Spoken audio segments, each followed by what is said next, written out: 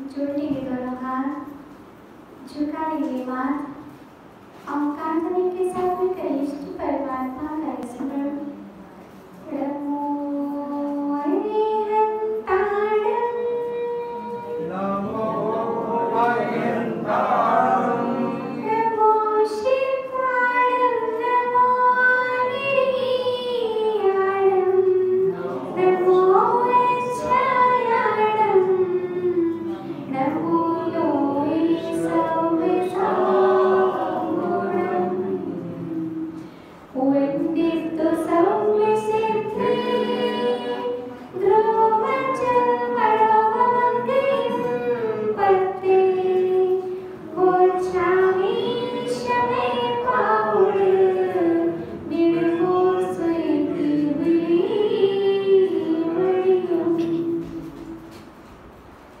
अहो अंकिंचन मैं हूँ मेरा, इस जग में क्या है मेरे गुण तो मेरे भीतर बाहर में क्या है।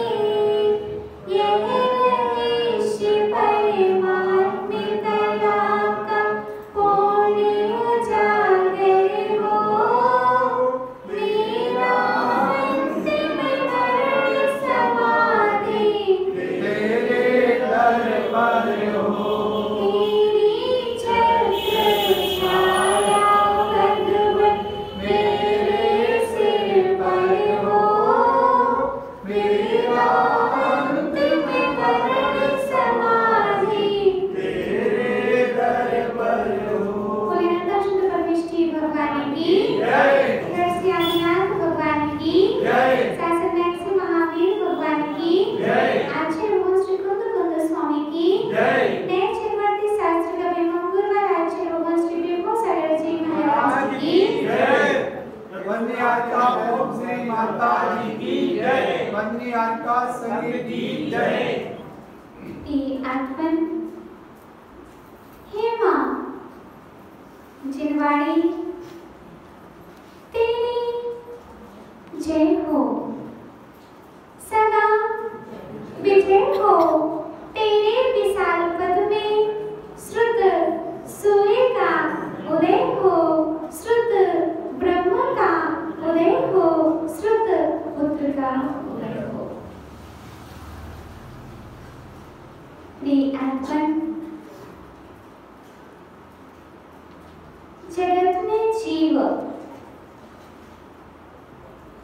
आश्रम कर रहा है। जहां जब आश्रम होता है तब बंध भी होता है, बीज होता है तो वृक्ष भी होता है, कारण होता है तो कार्य भी होता है।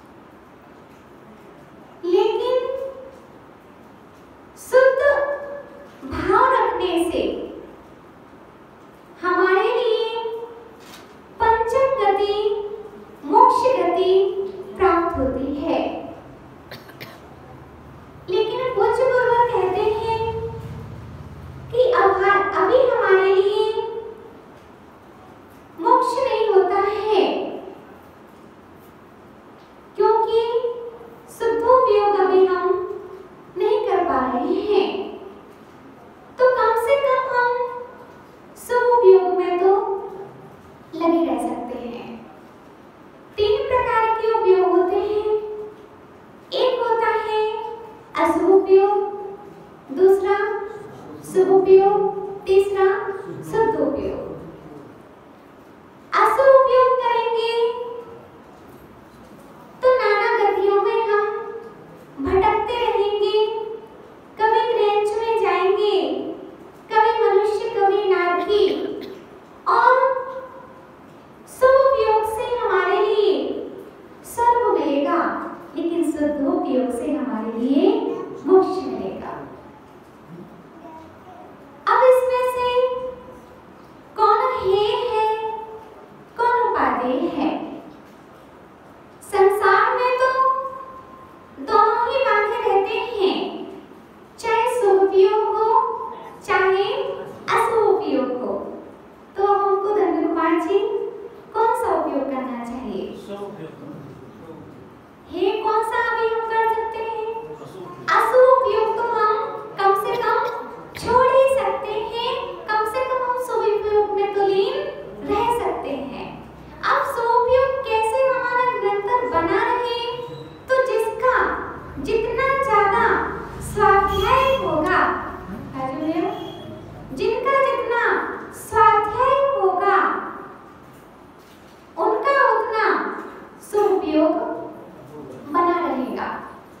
शुभ भाव बनाते रहो, शुभ कार्य होते रहेंगे, लेकिन हमारे लिए अशुभ उपयोग में नहीं जाना है।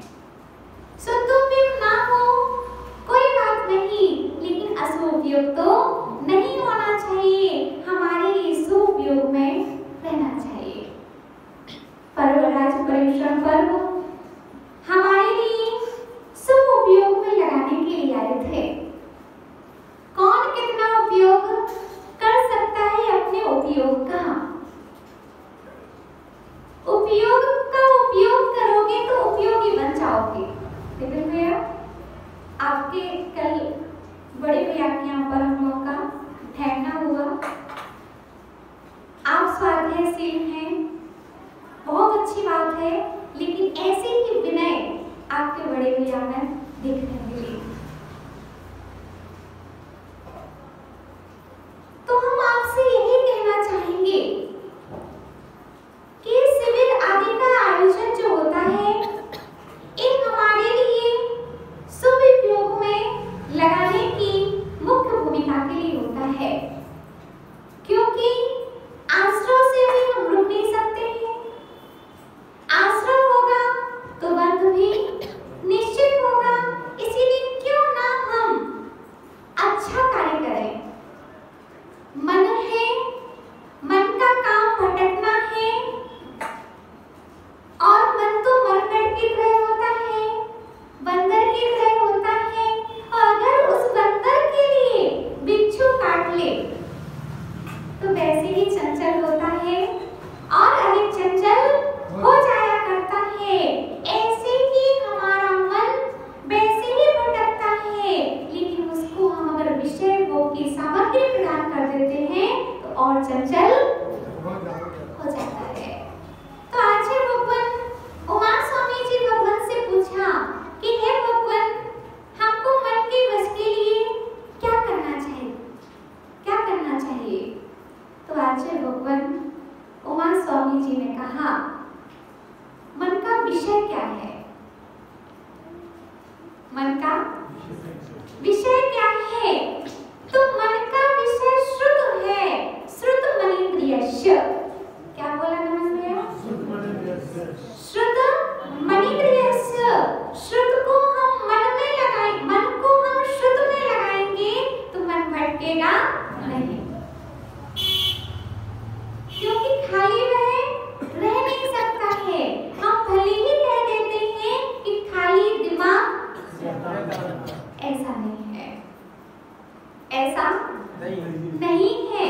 खाली दिमाग शैतान का नहीं, सर्वत्र का होता है, जिसमें निरंतर विशुद्धि की ऊर्जा प्रवाहित होती है। इसीलिए हम चाहे अकेले में हो, चाहे सभी के बीच में हो, हमारा शुभ उपयोग तो बना रहना चाहिए।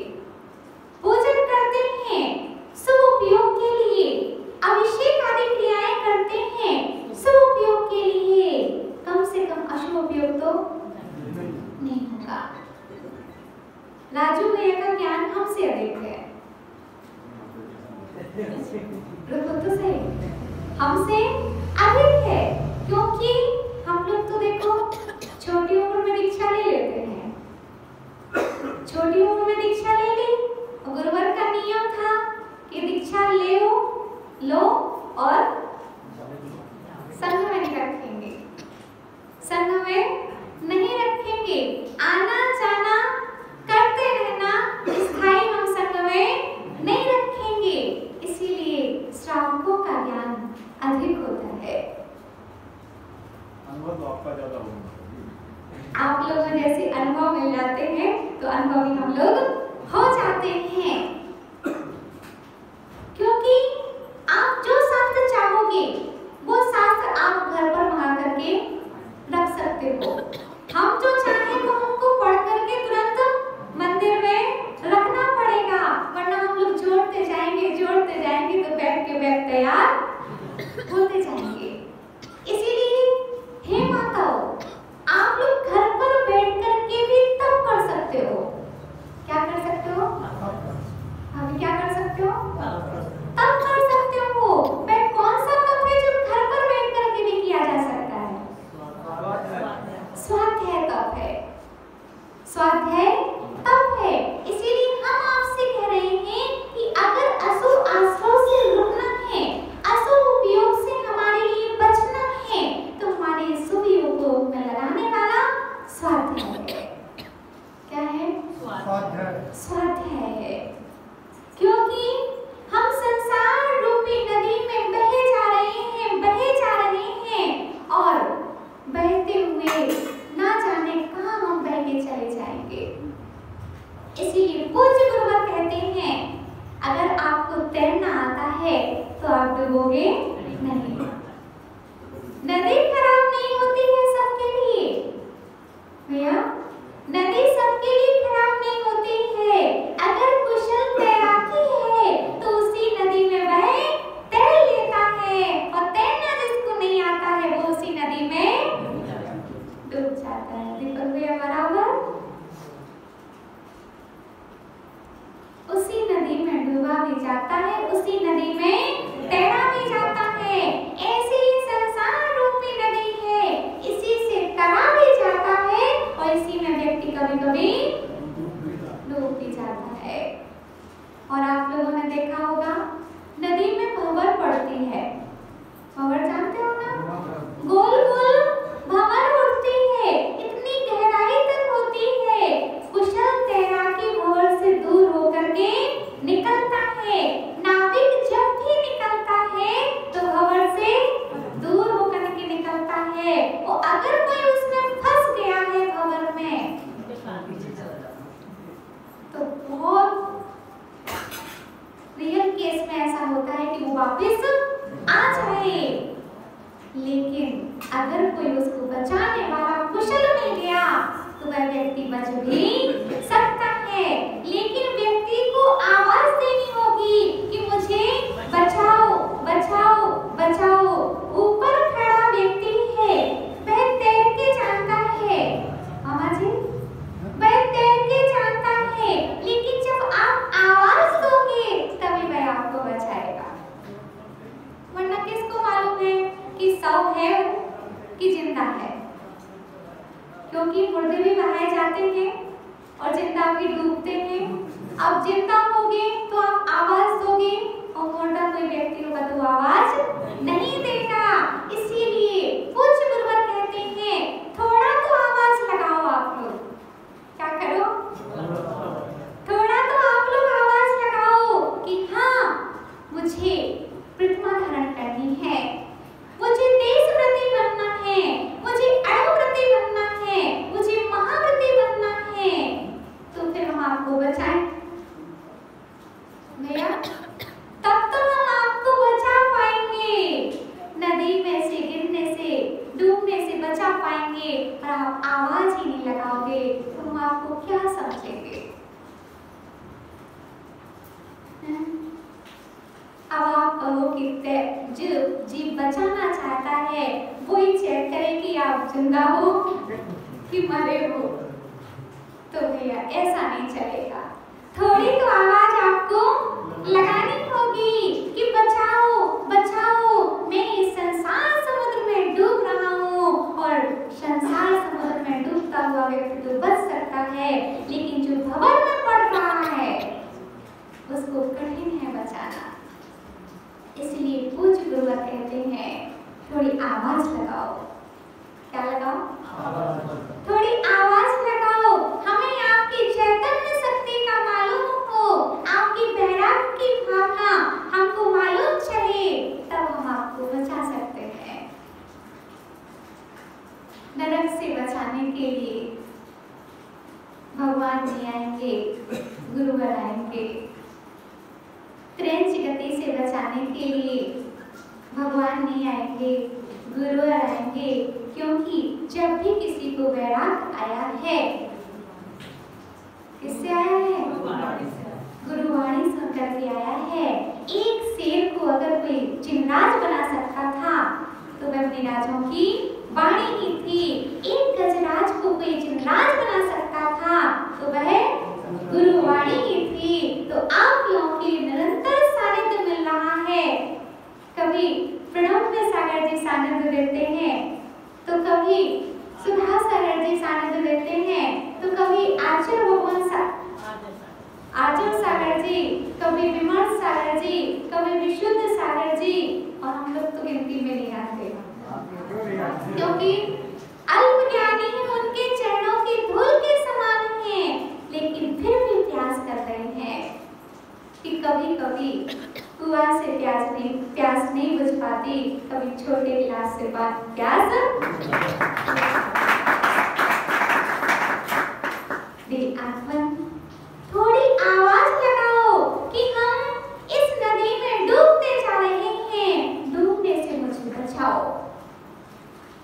गुरु ही बचा सकते हैं, शास्त्री ही हमारे लिए सबसे बड़ा अवलंबन होते हैं। डूबते हुए के तिनका भी सारा होता है, कहावत है। ऐसे ही हमारे लिए डूबते हुए के लिए तत्व ज्ञान ही सबसे बड़ा सहारा है। तत्व ज्ञान ही नाना दुख में शाश्वता। क्या है भैया? तत्व ज्ञान ही नाना दुख में शाश्वता। जो तत्व ज्ञान से हीन है उसका दुख कैसा है? बोलो, शाश्वत है। कैसा है? तत्व ज्ञान से जो हीन होगा उसका दुख शाश्वत होगा, और जो तत्व ज्ञान से परिपूर्ण होगा उसका दुख कभी नहीं आएगा। मैं बहुत दुखी हूँ क्योंकि मैं तत्व ज्ञान से हीन हूँ। किसी का मरण हो जाए तो रोने मत जाना, उनके सामने भक्तामृत का पाठ सुनाना, स्तोत्र सुनाना, 12 भावना का पाठ करना, 16 कर्ण भावनाओं का पाठ करना, तब तो उनके दुख को हम मिटा सकते हैं। क्योंकि तत्व ज्ञान से दुख मिटता है। किससे मिटता है? तत्व ज्ञान से मिटता है। और तत्व ज्ञान जब हमारे जीवन में आएगा तो अशुभ उपयोग से हम बचे रहेंगे और शुभ उपयोग में लगे रहेंगे। शुद्ध उपयोग होना नहीं है तो कम से कम अशुभ उपयोग तो ना हो। पूज्य गुरुवर कहते हैं कि एक पोली लकड़ी है। कैसी लकड़ी है? कौन कौन सी होती है पोली लकड़ी? बांस की पोला होता है, और एक और बेशरम भी होती है, पोली होती है। और उसके इस छोर में भी आग लग चुकी है और इस छोर में भी आग लग चुकी है, और बीच में एक कीड़ा है। क्या है? एक कीड़ा है, आग लग रही है, दोनों ओर आग लगी हुई है। वो कीड़ा कैसे बचेगा? बोलो दीपक भैया, कैसे बचेगा? पोली लकड़ी है और इस साइड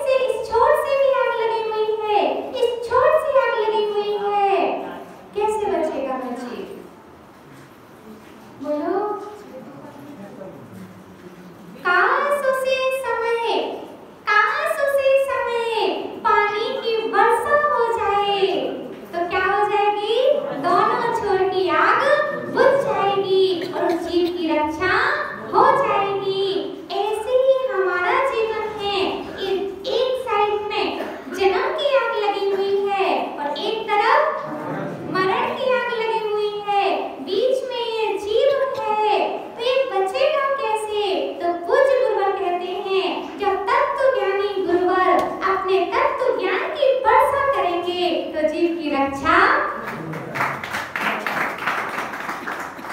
किससे रक्षा होती है? तत्व ज्ञान से रक्षा होती है। दुख किससे मिटता है? दवाई से नहीं मिटता, तत्व ज्ञान से मिटता है।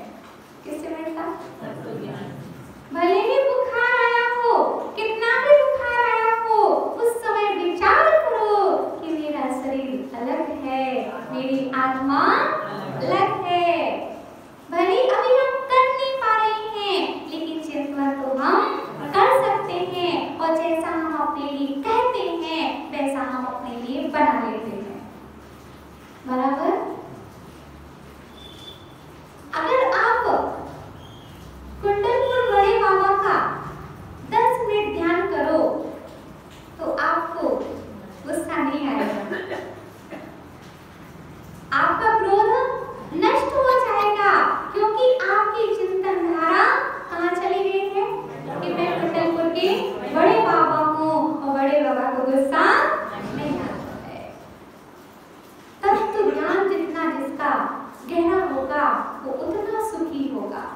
कौन रोता है? जो तत्व ज्ञान से हीन होता है वो आंसू बहाता है, और जो तत्व ज्ञान से परिपूर्ण होता है वो आगम की गंगा बहाता है। किसकी गंगा बहाता है? आंसुओं की कि आगम की? आगम की गंगा बहाता है।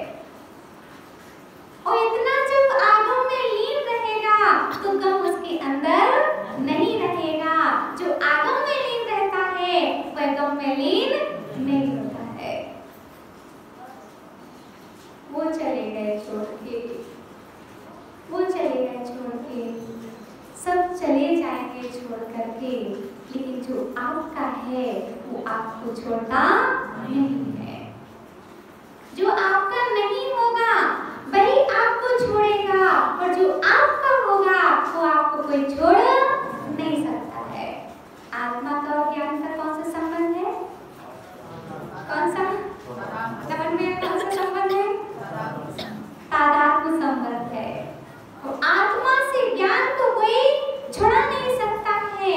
हम चाहें कि आत्मा को अलग कर दें और ज्ञान को अलग कर दें, तो विश्व में ऐसी कोई शक्ति विद्यमान नहीं है जो आत्मा को और ज्ञान को अलग कर सके।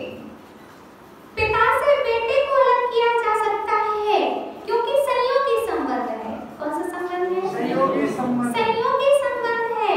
माता पिता से दूर हो जाते हैं हम लोग, क्यों? तादात्म्य संबंध नहीं है, संयोगी संबंध था, इसलिए छोड़ दिया। ज्ञान को अलग नहीं कर सकते, इसीलिए ज्ञान में रहो। किसमें रहो? ज्ञान में रहो। आचार्य भगवान कहते हैं आश्रमों से बचो, बीज नहीं बोगे तो वृक्ष भी नहीं उगेगा, बीज बोगे तो निश्चित वृक्ष उगेगा, और जिस चीज का बीज बोगे उस चीज का वृक्ष उगेगा।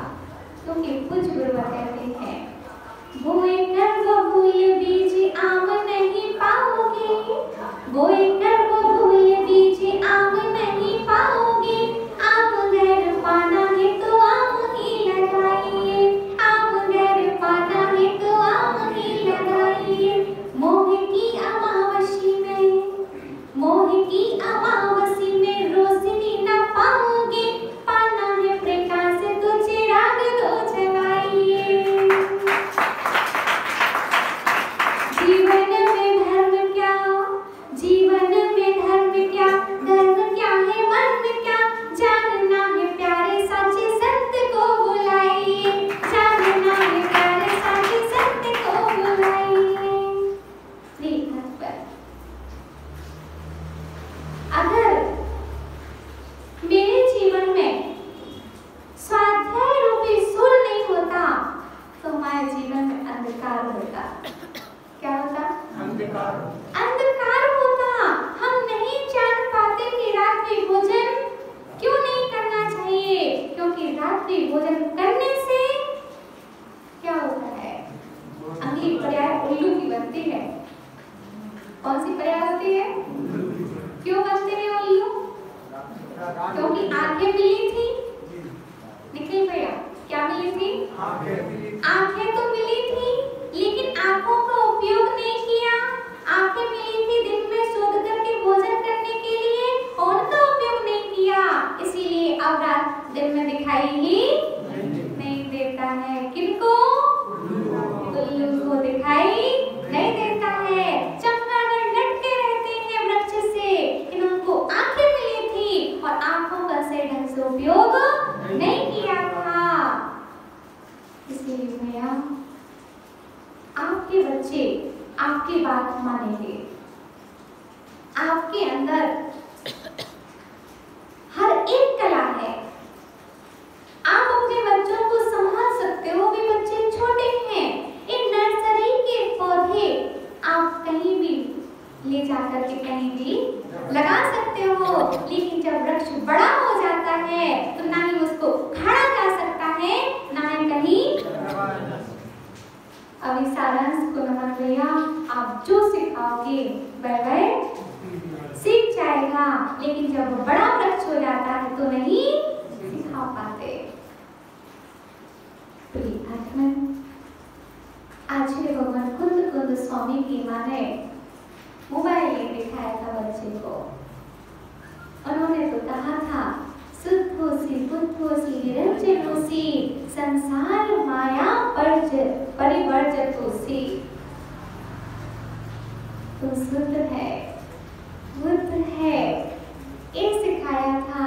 कभी उसको हीरो कहकर नहीं पुकारा था, उसको भगवान आत्मा कह के पुकारा था। क्या कह के पुकारा था देवेंद्र भैया? भगवान आत्मा कहा था, इसीलिए भगवान बना थे। भगवान जैसे मार्ग पर चले थे और आज इतने अच्छे अच्छे ग्रंथ हमारे सामने हैं। अगर हम अपने बच्चों को ऐसा कहेंगे तो हमारे बच्चे भी निराश तो बन ही सकते हैं। इसीलिए पूज्य गुरुवर कहते हैं कि जानो आश्रव से बचो। पहले जानो कि आश्रव, अशुभ आश्रव दुख रूप है कि सुख रूप है। क्या जानो भैया? आश्रव दुख रूप है कि सुख रूप है, प्रतिकूल है कि अनुकूल है, पवित्र है कि अपवित्र है। ये तीन चीजें हमने जान ली तो हम अशुभ आश्रव से बचे जाएंगे। वो अशुभ आश्रव से बचने के लिए निरंतर स्वाध्याय चाहिए। आप स्वाध्याय 1 घंटे करो, आधे घंटे करो, हम तो कह रहे आप 5 मिनट भी करो, और अच्छा लगे तो 10 मिनट भी कर लेना, और अच्छा लगे तो 15 मिनट भी कर लेना, लेकिन फिर रोधन क्रिया करना। कौन सी क्रिया करना? कैसी होती है रोधन क्रिया? जुगाली। हमने सुना है, ये वर्ड हमने अभी सुने हैं। गाय जो होती है वह एक बार पहले भोजन करती जाती है, करती जाती है, करती जाती है, फिर क्या करती है? रोधन क्रिया करती है। रोधन क्रिया करती रहती है, जुगाली करती रहती है। ऐसी हम स्वाध्याय यहाँ करके जाएं और फिर दिन भर उसका चिंतन करते रहें, तब तो वह गुरुवर का प्रवचन हमारा हो जाएगा अगर हम अपना चिंतन में उसको ला लेंगे। हम स्वाध्याय नहीं कर रहे, कम से कम प्रवचन सुन करके स्वाध्याय कर सकते हैं, तो उसका आप चिंतन करते रहिए, करते रहिए। अब भोजन बना के भी दे दिया तो भोजन तो आपको स्वयं करना पड़ेगा। हमारे आचार्य भगवान ने इतने सुंदर सुंदर शास्त्र रूपी व्यंजन तैयार किए हैं, अब खाना तो आपको ही पड़ेगा। आत्मा में तो आपको ही उतारना पड़ेगा।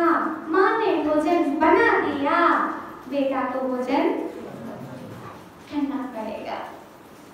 जिनवाणी माँ तभी प्रसन्न होगी जब आप जिनवाणी याद करोगे। माँ प्रसन्न होती है जब हम माँ को याद करते हैं, और जिनवाणी माँ प्रसन्न तब होती है जब जिनवाणी माँ को हम याद करते हैं। सोने की चैन 1.25 लाख की सोने की दुकान से लाए, पेमेंट भी करके आ गए। सोने की चैन वापस लाए कि नहीं लाए? दादाजी बोली लेकर आए। तो लेकर के आए तो आप उसको कब पहनोगे? कब तक के लिए पहनोगे? हमेशा के लिए पहनोगे कि नहीं पहनोगे? कि 1 घंटे 2 घंटे के लिए पहनोगे कि नहीं पहनोगे? जीवन भर तो पहनोगे, लेकिन फिर जब हम चलने जाएंगे तो हम खुद नहीं उतार पाएंगे, लेकिन उतारने वाले उतार लेंगे। एक बेटे का कथानक हमारे बीच में आता है कि उसकी दादी माँ इतनी बड़ी पहने हुई थी कि लॉन्ग बोलते हैं, वो पहने हुए थी बहुत बड़ी। अब वो उसकी तरकली बोलते हैं ना, वो खुल नहीं रही थी और जलाने का समय हो रहा था। कहानी हमने कथा कोश में एक जगह कहानी किताब में पढ़ी हुई है। मैं खुल नहीं रही थी तरकली, तो उस नाती ने क्या किया? नाकी काट दी। खुल नहीं रही है तो नाकी काट दी। जिस सोने को हम जिंदगी भर पहनते हैं वो हम खुद नहीं उतारते हैं, उसको उतारने वाले उतार ले जाते हैं। इसीलिए आप समझ लीजिए कि सबसे बड़ा सार मेरी आत्मा में छुपा हुआ है, जो हमको दिख नहीं रहा है, जो कर सब कुछ रहा है, उसके लिए हम क्या कर रहे हैं। इसलिए हम आपको आज यही कहेंगे कि सबसे बड़ा दान अगर कोई होता है तो वह ज्ञान दान होता है। आप औषधि दान करोगे, जब तक रोग है तब तक चलेगा। आप आहार दान दोगे, एक ही दिन चलेगा, लेकिन ज्ञान दान किसी को दोगे तो वह कब तक चलेगा? भाव तक चलेगा।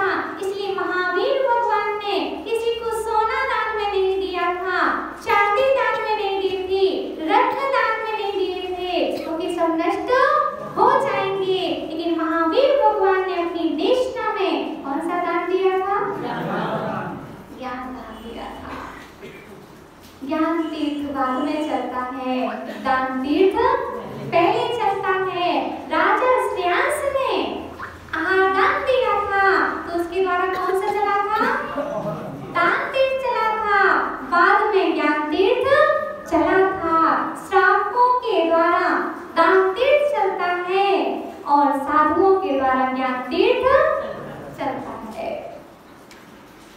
आत्मन, इसीलिए हम आपसे यही कहना चाहेंगे, आश्रव को जानो कि शुभ रूप है कि अशुभ रूप है, प्रतिकूल है कि अनुकूल है, दुख रूप है कि सुख रूप है, पवित्र है कि अपवित्र है। क्योंकि गुरुवर ने लिखा, आज श्री बुद्धकुंद स्वामी ने, नादुर्यासवाणं असुचित्तं च विप्रिय भावं च दुःखस्य कारणं दिये ततोर्यत्तिं कुर्वति जीवो। कहते हैं आश्रवाणं च, आश्रमों को, असुचित्तम असुचिपना, च विपरीत भावम और विपरीतपना, दुःखस्य कारणम इति, तथा दुख के कारण है। आश्रव क्या है? अशुभाश्रव दुख का कारण भी है और अपवित्र भी है। ऐसा जान करके यह जो जीव उससे निवृत्त करता है, वही कल्याण करता है। इसीलिए दोषों को जानो और गुणों में प्रवेश करो। दोष जीवन से अलग करो और गुण अपने बचा करके रखो। जब आप लोग माताओं गेहूं में से कंकड़ अलग कर देते हो और गेहूं बचा करके रखते हो, ऐसे ही जीवन से हर बुराई को दूर कर दो और हर अच्छाई को ग्रहण करो। कुछ गुरुवर कहते हैं कि अच्छाई शिलालेख पर लिखना चाहिए। क्या लिखना चाहिए? अच्छाई शिलालेख पर लिखना चाहिए और बुराई रेत पर लिखना चाहिए। रेत पर क्यों लिखना चाहिए? क्योंकि जरा सी हवा आएगी और नष्ट हो जाएगी। अच्छाई होगी वह शिलालेख पर सदा जयवंत रखेगी। इसलिए आप लोग सदा शुभ उपयोग में लगे रहें, अशुभ में ना जाना ही शुभ में आना है। और शुभ का स्पर्श ही शुद्ध का स्पर्श कराता है। इसलिए आज हम शुभ में लगे रहेंगे तो कभी शुद्ध में भी प्रवेश कर पाएंगे। इसलिए 3 चीजें जानो कि विपरीत है कि अनुकूल है, प्रतिकूल है कि अनुकूल है, दुख रूप है कि सुख रूप है, पवित्र है कि अपवित्र है। और हर बुराई को दूर करो और हर गुण को ग्रहण करो। गुण ग्रहण करो और दोष दूर करो। इसी मंगल कामना के साथ में बोले परम पूज्य आचार्य भगवान श्री विभो सागर जी महाराज की जय।